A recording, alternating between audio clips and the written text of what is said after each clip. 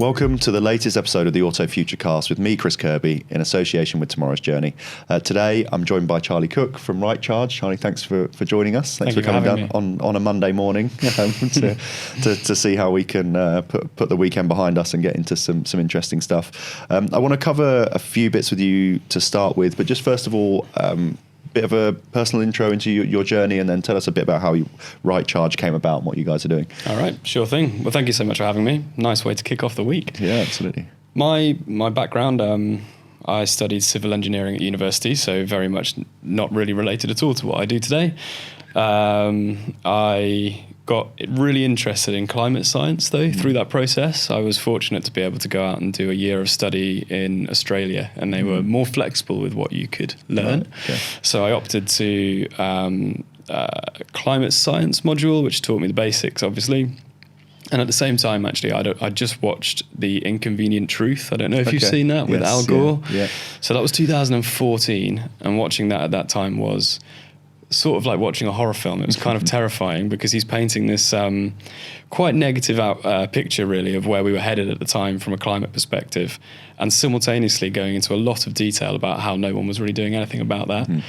So that, for me, was the real stimulus to say, okay, this is actually very interesting. You know, if we do something about this, it's going to mean such a huge amount of change in the energy industry, and as we know, the transport industry. And so I thought, well, actually, I could get stuck into this. And that was where I effectively decided that I think, my career is going to be related to climate, carbon mitigation in some form. I then, I graduated, applied for an energy role. The only job I applied for out of university, my mate got it. I didn't get it. So I was left thinking, what do? I saw an opportunity at CERN, the physics laboratory. I applied for a civil engineering job there, and I was offered that. Okay. So I went out to Geneva. I spent 2 years in Geneva, planning the next evolution of the Large Hadron Collider, which was a fairly strange little detour in my life, but very exciting, very interesting, but still had that bug to get back into climate. So I came back to London after the 2-year contract. I studied climate change management and finance, which was the first year of that course. It was an MSc at Imperial Business School, which was fascinating. I loved it. And that got me more into the business side of things. And then I went for a coffee with a lady that I had known from an engineering scholarship program.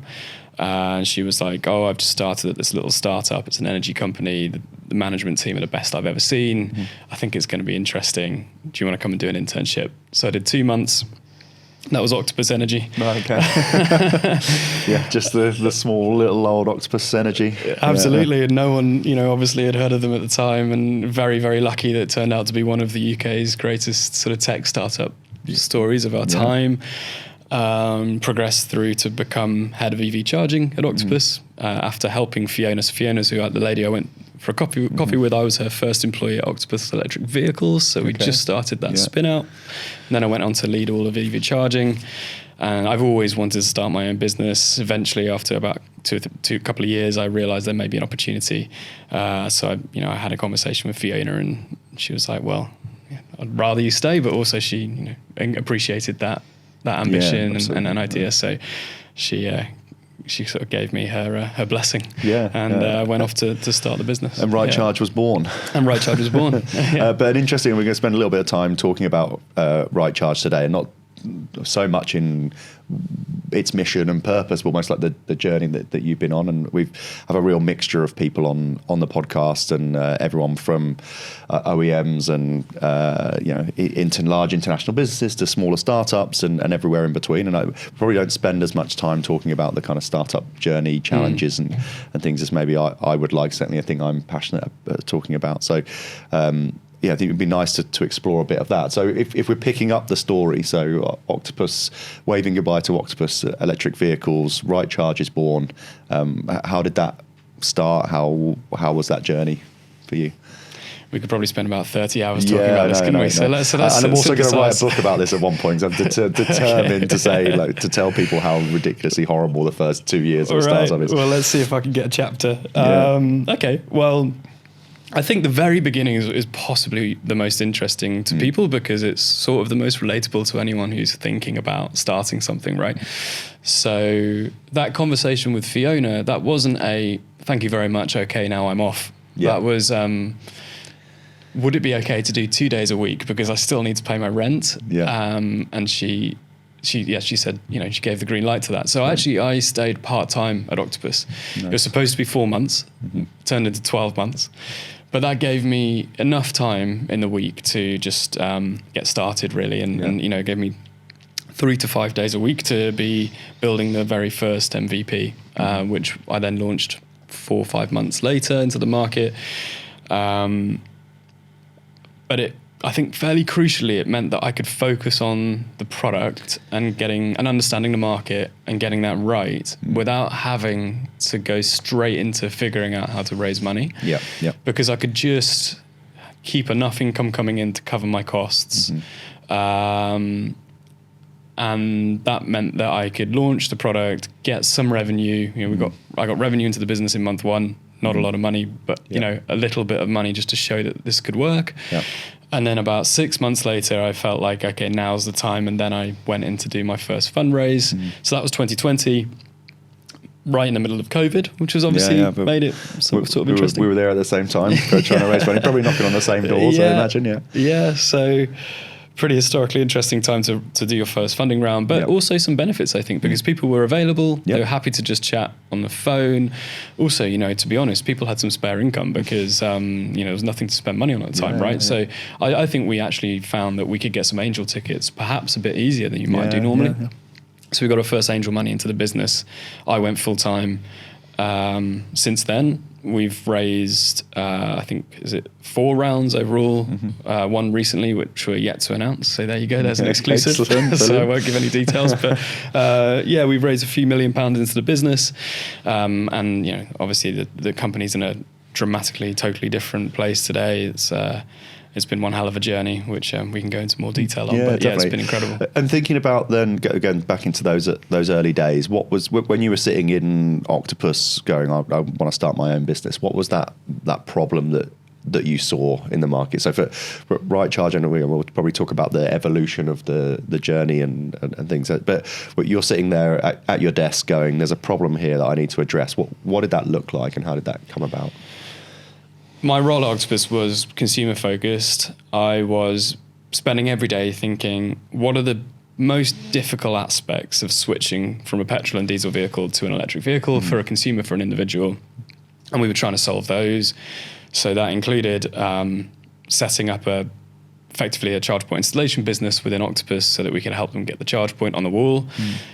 It meant also helping to launch the UK's first energy tariffs that were actually designed for electric vehicle drivers. So I worked on the launch of Octopus Energy Go tariff, which was the first tariff properly designed for EV drivers, which gave them, still does, like much cheaper rates overnight, which is just a great way to save money when you're charging an EV. We did more advanced stuff around sort of smart charging technology at the time, partnerships with companies like OMI to sort of make that happen. And even further ahead, we launched the UK's first and largest vehicle-to-grid domestic demonstration project, which was 150 bidirectional chargers into people's homes back in 2018. So really kind of like the early stages of vehicle-to-grid in the UK. So one of the things that this experience taught me at the time was actually just when you're looking to get a charge point installed at home, the providers at the time were talking about the same features, using different words, using different language, and pricing was always based on different assumptions. So there was a total lack of unification across the products, which made it really hard for drivers to compare different chargers. And I was also realizing that there were certain chargers that had certain features that would be much better for certain people. So I thought, well, let's build a comparison service fundamentally. Let's unify how we talk about these features. Let's unify how we price. And let's put these on a page so people can flick through and compare properly and hopefully find the charge point that's going to give them the best experience. So if they've got solar on their house, they get a charger that can draw that solar into the vehicle, for example. That became a marketplace model over time. So the comparison was the front end, but the back end was a network of over 100 installation companies that we built one by one who signed up to the platform to take those drivers on to get the charge point installed. And we still do provide the service today, but our focus is now on the fleet market, But the business model for that is a sort of commission-based model. So we make a small amount of money each time a charge point's installed. Okay, yeah, interesting. And it sounds like from some of the bits that you put together, it's now does live on my driveway because I have Octopus Go through an OMI charger. So awesome. Now I think about you every time I'm plugging my car in now that this was how it was set up. It's actually fantastic. As having two electric cars on my drive, it's literally the perfect setup. But it's so interesting. So you went through the journey. You mentioned about your kind of starting off B2C product and kind of transitioning into fleet. What was the thing that made you look at that transition from B2C to B2B as a customer base? We had a good 2.5, 3 years on the B2C side. We, in some ways, were very successful. We launched the UK's first marketplace for charge point installs. I believe it was the world's first. I didn't see that anywhere else. And actually what I didn't mention there is we also launched a tariff comparison that's similar sort of ethos. It's these EV specialist tariffs were also very hard to compare. You had to have a quite complicated spreadsheet, which a lot of the early stage drivers were happy to do. But for mainstream market, it wasn't fit for purpose. So we built a tariff comparison tool that works for EV owners. So from that perspective, I think it was a success, and we had success in terms of scaling those to an extent through Google and through partnerships with the likes of Mercedes-Benz and big dealership groups like Lookers, leasing companies, etc. The challenge was ultimately those partnerships were based on referral. The thesis being, if we can get a great customer journey in front of buyers when they are buying the vehicle from the leasing company, from the car manufacturer, from the dealer, etc., then we can take them on that journey and we can get them a charge point installed and we can get them a tariff organised and we make a bit of money on the back. Yep. The challenge was conversion rate, which I think you only really understand what that means when you start working and building a business. But it just never got to the point where we were like, okay, this can build a business that can be as big and as successful as we want it to be. Yeah. Simultaneously, this was around 2023. We also started to become more aware of what was happening in the fleet space, how important the fleet space was in the transition, and also how there was an area where we could play with our experience in home charging and in tariffs, etc. That we thought we could actually be even more interesting. So we made that decision at the time to pivot the business, which was a difficult decision, but it's turned out to be the best thing we could have done. Yeah. And often startups will sort of describe their key moments on pivots, and some can be dramatic, some can be less dramatic, but there's always things that you have to change and refine through that process. And how, in terms of kind of making that decision or in the kind of run up to it, how have you found things like the kind of scaling of your team, managing of investors, all of that kind of stuff? So again, we're thinking more in the startup thought process rather than I guess more the auto process that we normally talk about here. But how did you find that as a big kind of roller coaster, up and down, bit of a finding those key moments to do things is always difficult. But how's that been? Well, I'll give you like the raw behind the scenes story, because if we're doing notes for your book, then there's some content. So, but and a bit like you mentioned earlier, you don't tend to hear about the real nitty gritty behind the startup journeys. I think it can sometimes get a bit glossed over. So that 2023 period was the toughest period of the business, because we'd actually just raised a round off the back of a couple of very interesting partnerships that we were closing at the time that had a lot of potential. And then, of course, probably 4 or 5 months later, once we launched them and once we'd thrown everything at it, it became clear, I think, that we'd tried everything, but we just were not getting them to work, and that was an issue. Because you fast forward how much runway you have left as a business. You think about when you probably therefore going to need to start talking to investors to raise the next round, and the revenue levels or the traction that you might need to get there, and the gap was just too big. I had to basically realize that something needed to change significantly, or the business was not going to continue, which is the hardest place to be as a founder. So we went to Brighton, me, a board member, and our commercial director, and I put together a deck called Pitches and Pivots. And it started off with a few examples of businesses that had pivoted and been very successful, just to give us a bit of motivation to say, look, this is okay. Which I can share with you is very interesting. Like some of the biggest businesses you see today, they started off doing incredibly random things. Like Slack was a computer game. Oh, really? And they built an internal messaging system, and they're like, hold on a minute, this is this is going to be more successful. And then we looked at about 10 sort of ideas, basically, really, that could evolve where we were today, take some of the sort of core expertise and talent we had and build that into something different.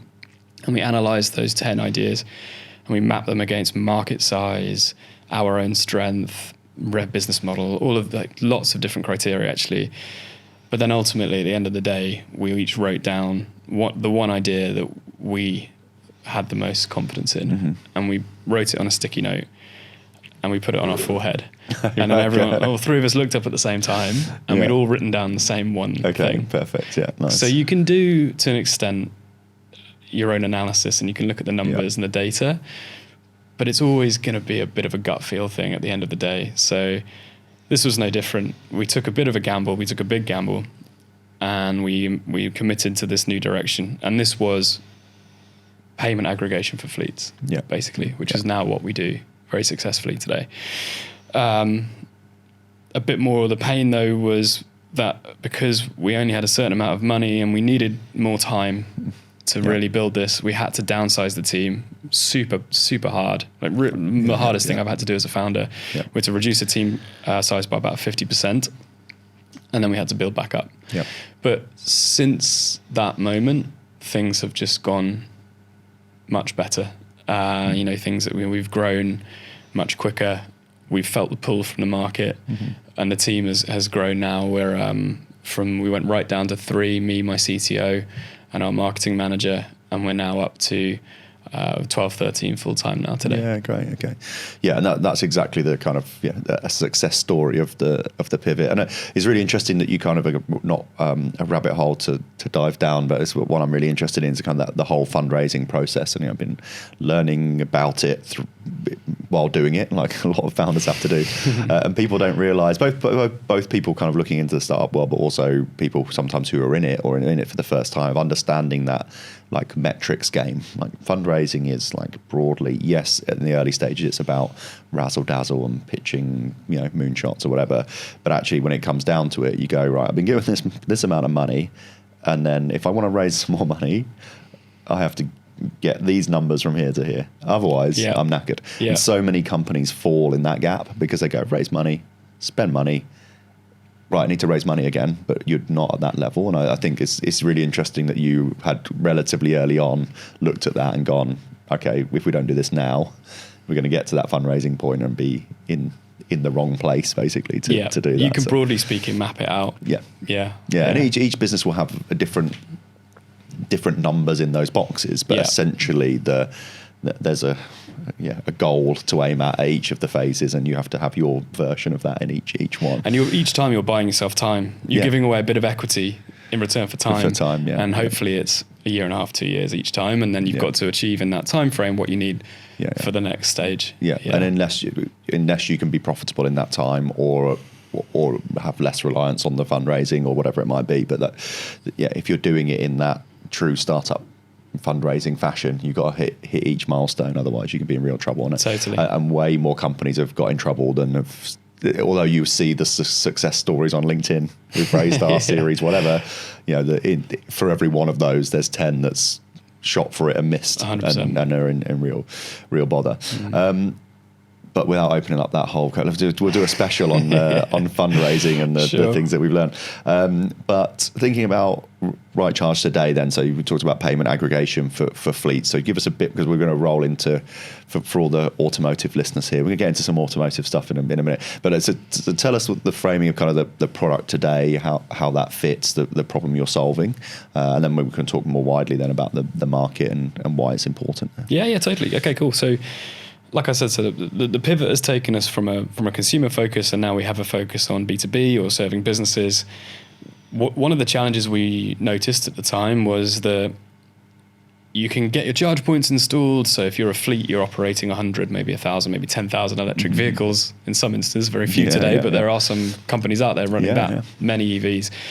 You get your charge points installed, be it at workplace, at home, and then you need to now think about what's the in-life experience of managing those payments. You've got loads of drivers out on the road, for example. They need to be able to access different public charges. If they're all using their own solutions to do that, it's hard for them and it's very hard for you and your accounting team. Yeah. So there was a challenge around unifying that so that you've got a single solution, single card that can pay all those charges. But the really interesting piece is that is effectively creating a fuel card for EV, right? Yeah. So all fleets are going to know fuel cards intimately. Drivers who use them will know them very well. Yeah. You take a piece of plastic to a petrol station, it all gets billed to your employer. Yeah. So the public charge card is the equivalent of that. But what's different about running EVs is that they can and really often should be charged at home because it's 10 times cheaper. You don't have to stop during the day as a driver, so you can go out and make sure you're doing 8 hours of work and not 30 minutes sat at a charge point. But then how do you stay, as a business, how do you stay on track of exactly how much that driver's spending by charging their work vehicle? Yep. And how do you reimburse them in a way that's sustainable, doesn't create debt risk for them? So that's the second part of the market that we've tackled, and we believe we have the most sophisticated solution to do so. We look at how much energy they're using, get direct data from their charge points. Yep. We have a totally unique solution to staying on top of their home energy tariff. So how much are they paying per unit of energy? Yep. And that can change if they're on tariffs like yourself. You've got a day rate, you've got a night rate. They might switch to another tariff at some point. You want to stay on top of that. So we've got API integrations into the vast majority of energy suppliers today that allow us to get that data live, which is a really kind of powerful and unique offering. And then finally, when it comes to actually giving the money back to the driver, we bill the fleet, and then rather than putting that money into their bank account, we put it onto their energy bill. So it's a really clean way to reimburse them. The problem that solves is that we found fleets were reimbursing into drivers' bank accounts. That money was then getting spent on day-to-day life for that driver. 6 months later, the energy supplier realizes that there's been a significant increase of usage that they haven't adjusted your direct debit for. So you've actually built up £500 worth of debt in your energy account at the time. And then the driver gets hit by this pretty nasty bill. They've been reimbursed, but the money's gone on other stuff, and that's not a nice place for anyone to be. So if you reimburse the energy bill, then it solves that entirely. Nice. So we wrap that up. You get one monthly bill for the fleet, and we're working with some super exciting clients today, like the AA and other big businesses. Awesome. Really good. And I guess that number of different kind of exciting bits of potential and also big problems it solves. I still, one of the things that sticks in my mind for EVs and fleets from pre-pandemic, pre-Tomorrow's Journey days, I was in a meeting with a load of guys who had just got new Mitsubishi Outlander FEVs, and they were going, "Oh yeah, it's great." And he goes, "Oh, I don't charge it at home because I don't get reimbursed for the energy, but I just use my, but it's cheap on tax." And I was just sitting there thinking, "Hang on a minute, they've got the BIK tax break here." And they're using now a more inefficient car to drive around and not charge at home because they weren't getting reimbursed from it. So I guess that would have been like the very first stage of those challenges. But I guess also a thing that we do talk about a lot on the podcast about kind of some charging inequality and how I've got a driveway at home, it's great, but some people won't have. And I guess in the model that you're looking at, you're reimbursing people of how they get their energy regardless of their situation. Sure. So you and I could have the same sales job in the same thing. You have a house without home charging and I have one with. If we were getting reimbursed, I guess on a pence per mile or something basis, I'm going to be winning over you and all that kind of thing. So it makes it that direct fuel card equivalent, but in a more complex world. You get reimbursed for the accurate cost. Yeah, exactly. Which is super important for fleets, particularly who are quite operational, where the drivers are doing a lot of miles in the vehicles and they care quite a lot about making sure they're not, giving them paying for any of that sort of company expense. Definitely. And also, so the tariff part of it, I guess the final point, again, thinking to my own scenario, when I first got an EV, I had sold a place that I was living and waiting to buy my next place. I was in a rented place for a year and I just didn't bother to change the tariff. So I had an EV and it was great. It was cheaper than petrol, but I think I was paying 30 pence a kilowatt hour Yeah. because I didn't have a day rate and night rate, and I hadn't really considered it. And I guess again in this world, had I have been using this product, it would have been flagged to me and probably through the fleet manager of saying, okay, there could be a better tariff here for your usage and all that stuff. And then you can cut it by more than 3 times. Yeah, right? yeah, absolutely. I literally did it like the month before I moved. I was like, why didn't I do this? And when I moved, I got left with one of those like horrible excess, the build up that you were saying before. I had a build up of cost, and I was like, oh God, that is probably just the cost of having been on 25p instead of 8p. So that's where we failed on our consumer journey. We didn't get our tariff comparison system in front of you. Absolutely, definitely needed that. It took a little while to get my own head around it. A fascinating product. Now, obviously, you say one that you, from your side, super scalable in terms of getting into drivers' hands because you're doing it through the fleets and through that market. Is that kind of the main target customer base for you? How's your go to market on the product? Yeah, absolutely. So selling direct to any company who runs electric vehicles, which we would otherwise sort of refer to as a fleet. I know, actually, interestingly, we discussed before, there's at least 2 definitions of fleet. Yes. So for you, actually, it's quite different. You're talking about the assets that a lease company might own. We think of the vehicles that a company, like the AAs, Stagecoach, Vinci, like our customers, they operate those vehicles day to day. Yeah. We sell direct, and we also go via partners. Yep. So there are businesses out there, fuel card suppliers, traditional fuel card suppliers, energy companies, even just other sort of EV charging software businesses who provide perhaps like a workplace solution, for example, and they've got their own pool of fleet customers, but they're interested in having a sophisticated solution, particularly for the home reimbursement side. And we've had managed to find some really good partners that we're working with now to make sure, or rather, I suppose, take advantage of the fact that they've got those customers, and we can scale quicker through those partners, perhaps, than we could do if we only went direct to fleets ourselves. So those two go-to-market strategies, and from then sort of geographic perspective, we've had the product live in the market now for, roughly 1.5 years. Okay. Yeah. And we've been totally focused on the UK for now.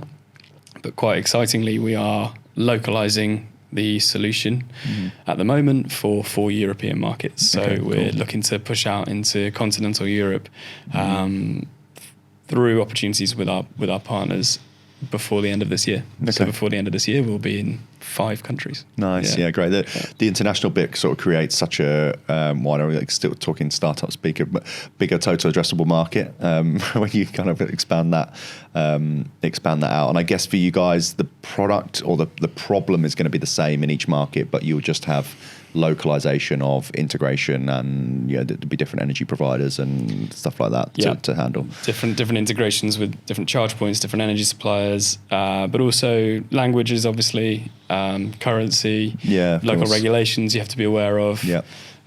So it's not a mean feat, but like you say, the prize is you're now operating in probably 5 times the size of the market that you could do with the UK alone. Yeah, and once you've got that model to roll out, you can then be launching one while you're growing that, localize for the next, and move across. So that's super exciting. And from a product fit point of view as well, so just thinking a bit about climate, so we're almost going like full circle to the conversation really. Clearly this is a product that is supporting and enabling that fleet adoption of EVs. But how are you finding that fitting with fleet customers from their kind of climate goals and climate challenges, and how are you seeing that I guess that ask or that priority changing over time that you've been in the space? Yeah, sure. It's definitely a huge priority for them. I think there were some stats, actually. Alphabet did some research very recently, and it was only 8% of fleet managers are not tracking carbon at all. Okay. So 92% of fleets are tracking carbon in some way. Wow. Okay. Yeah. So it's clearly, it's a big thing for everybody, which I suppose you'd hope and expect. Yeah. They also found that 18% of fleets felt like they had the right solutions to do so. And so therefore we've obviously got 82% of fleets out there that are potentially interested in trying to find some more sophisticated solutions. You can see why. Climate targets are a big part of why a lot of vehicles today are being bought by fleets. I think it's about 60% of electric vehicles in the UK today are being bought by companies, not by individuals, which is super interesting. So it's obviously an area where you can have an impact as a business if you can make that even easier for them. Yeah. we talk to companies, big logistics businesses, down to sort of SMEs, to be honest, who are looking at targets for 2025, 2030, and they've started at, we want to reduce carbon by X, so therefore we need to electrify by Y. Yep. So this is definitely happening. People are taking it seriously, which is really cool. The bigger picture is if you kind of rewind UK like 10, 15 years, the major source of carbon emissions was the power sector, so how we generate electricity basically, and gas. That has been so successful in the last 10 years in terms of decarbonising that the carbon intensity of the grid of electricity has plummeted to the extent that it's now no longer the most polluting sector. It's actually, I think, fourth or fifth. Right. And it's left transport as number one. Right. Okay. So I shared a chart recently, and you see this coming down, but you see transport sort of roughly saying a little bit of reduction, but not loads. So it's a really great place to be working at the moment because it is the most impactful area of carbon emissions, and it's a roughly similar trend across different markets, but UK in particular is quite pronounced in terms of how much we've done to reduce electricity carbon. And so there's then like a doubling effect, because obviously as every EV that you're swapping, or every petrol diesel vehicle that you're swapping over to electric, you're plugging that vehicle in every day, and every day the electricity that vehicle is taking is also getting cleaner. Yes, exactly. Yeah. It's super cool. It's a great, such a big lever for us to pull. So yes, we see fleets really care about carbon. They're tracking it. They could do with better tools. We help them get much, much better data, really granular data on how much carbon's being emitted by each charging session.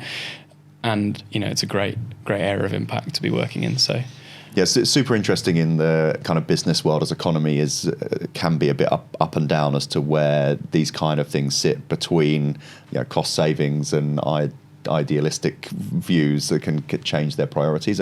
I do think with EVs, it's one of those that can and does tick both boxes. So there's a bit where it's absolutely impacting their carbon emissions, but also can have a big positive impact on the bottom line. Totally. And I guess where you guys fit is a quantifiable analysis of actually that bottom line figure, but also then helping to maximise it, because there'll be a bit where it would have been fuel card, paying for fuel. Then if you can optimise home charging versus public charging, because again that broad analysis, and you'll have more of the numbers, but if you're rapid public charging all the time, actually the versus a petrol diesel cost, it can be more expensive, or somewhere parity. But if you're charging at 8 pence per kilowatt hour at home, it's absolutely, you can't get anywhere near, even in your least efficient electric car versus your most efficient petrol or diesel. So I guess you're able to sort of both unlock, but also to provide that analysis on the cost saving, which helps to prioritise the carbon saving, I guess. Yeah, absolutely. It's a carbon goal, isn't it, that these businesses have, that maybe sometimes is the initial factor, or at least perhaps 3-4 years ago would have been the main driving factor to electrify. As the cost of the vehicles is coming down, people are starting to realise this is also a financial opportunity, and for many, if not the majority of fleets, they can save significant amounts of money by swapping the next vehicle that comes up to the end of its lease term. You run the numbers, and you're going to save much more money if you swap that to an electric vehicle. So that obviously gives the market so much momentum at this point. We're starting to see that cost parity in many cases between diesel and electric for fleets, which is awesome. We just actually did a bit of analysis on this, so we just launched, if I plug our report, the business case for EVs 2025, so it's quite a topical question for me.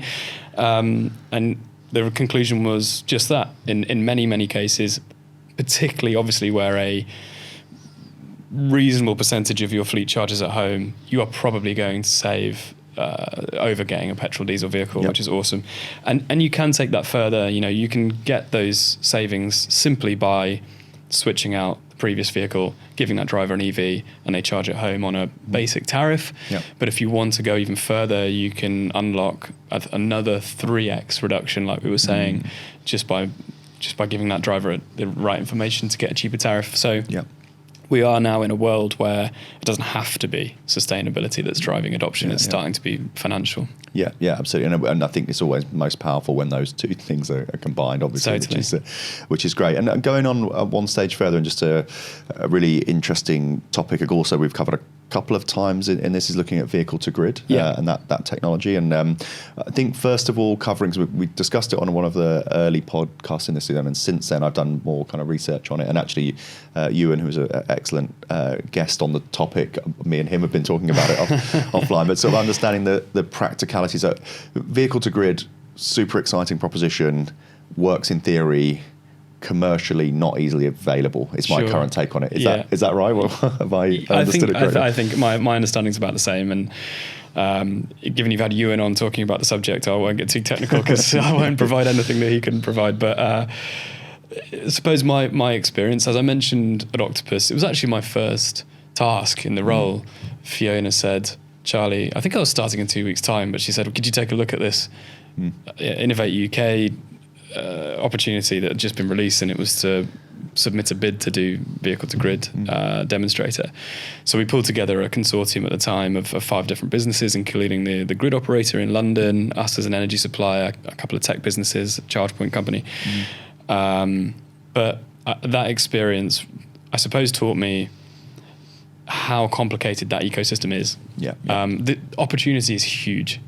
So we will get there. I'm convinced. It is live in the market now. So Octopus 2-3 months ago launched the first commercially available consumer offering for vehicle to grid in the UK.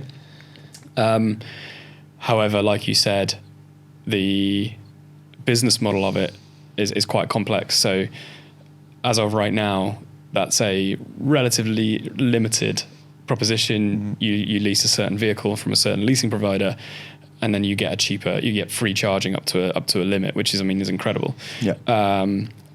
It will take a bit of time, but eventually it will become ubiquitous, I'm sure. So you'll be able to plug in any modern vehicle, hopefully with any energy supplier, and either make money or get free charging, and that hopefully will become ubiquitous across the consumer and fleet space. I would say probably well before 2030. Yes, yeah, absolutely, and that's quite exciting. Yeah, it definitely is. Yeah, because so it technically is possible today. Nothing new needs to be invented. I guess it's just more about the practical commercial application of it in real life. At scale seems to be the challenge. And I know my father-in-law has big set of solar panels on his roof and is really desperately trying to find a way of being able to get more of it and use a car to be able to balance his opportunity. But, which is why I've been looking into it. And there does seem to be some ways that you can go out and procure it, but not easily. But all the components are there, and I think it's going to be really interesting. And that gives a more, I guess, opportunity benefit in your product as well, because I guess at the minute you're talking about aggregating the buying of electricity, but also if there's a sell back in that as well, that becomes it's a more complicated spreadsheet. Right? No, you're totally right. 70% of charging happens at home, right, across the market. So reimbursement of employees for home charging is only going to grow and grow and grow. We know that in 2030, there will be 100 million people across the world who will be using a vehicle for business and will be charging at home and will need reimbursement.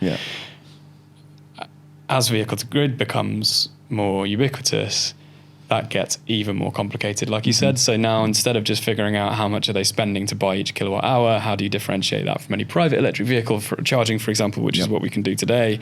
You're now saying, okay, well, what if they start selling some of that power back to the grid? What if they've used it, they've charged up at the workplace and they get home and they sell that back? It's balancing a more complicated ledger, which only becomes a more exciting opportunity, but a more technically challenging opportunity.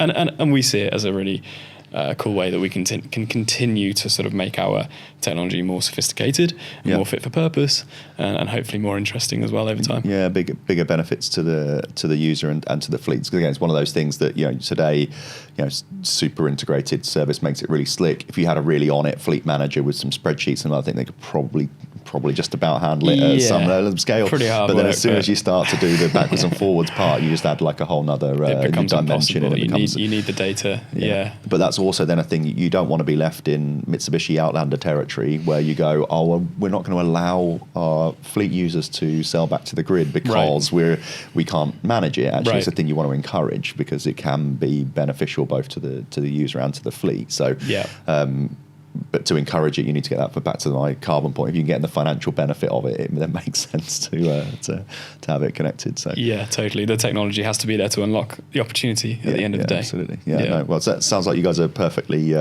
positioned for that transition. Charlie, thanks so much for coming on.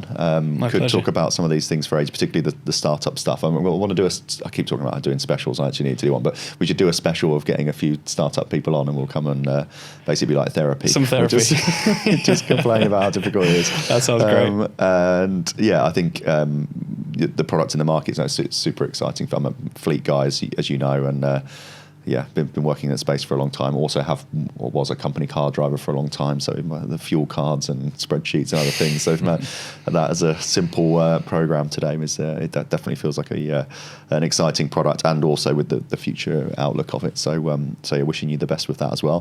Thanks everybody for listening. Hope you enjoyed the episode. As we always say, they've got plenty of episodes across all of our channels: Spotify, YouTube, Apple, and Amazon podcasts. If you enjoyed this one, check out our other episodes. More to come, also more in the library, and like and subscribe as well. And we'll catch you next time. Thanks for listening.